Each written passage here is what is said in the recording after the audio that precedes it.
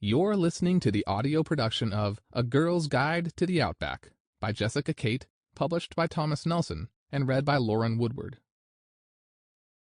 To God, for being the vine. John 15, verse 5-8. Even before he made the world, God loved us and chose us in Christ to be holy and without fault in his eyes. God decided in advance to adopt us into his own family.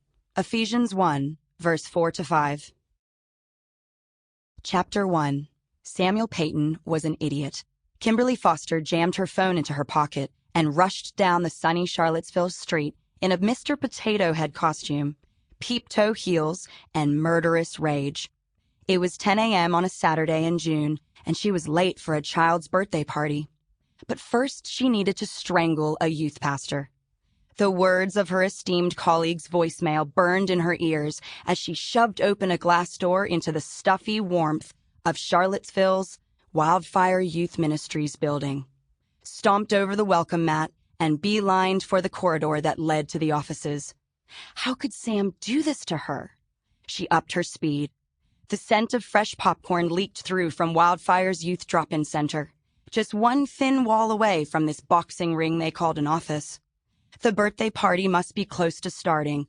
Her stomach gurgled. She burst into the open-plan space where two extra-large desks faced one another amid the clutter of a broken foosball table, drop-in center snacks, and desks for their volunteers.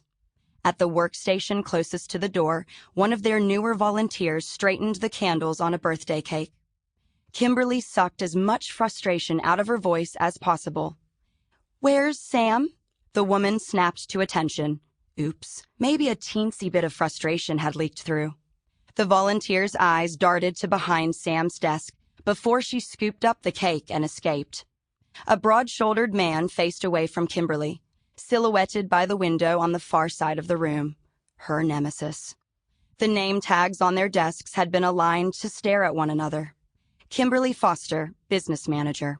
Samuel Payton, founder. He'd even been difficult when she made the tags, resisting the title of founder, but he'd claimed he even less deserved its alternative, youth pastor, just because he'd never been to Bible college. In the end, she'd rolled her eyes, slapped on the word founder, and put her headphones on to drown out his complaining. She took a fortifying breath and yanked a strand of brunette hair behind her ear. It had escaped her classy updo, or at least the updo that had been classy before she put on the potato costume. "Sam, you'd better have an amazing reason for backflipping on me." Sample complete. Ready to continue?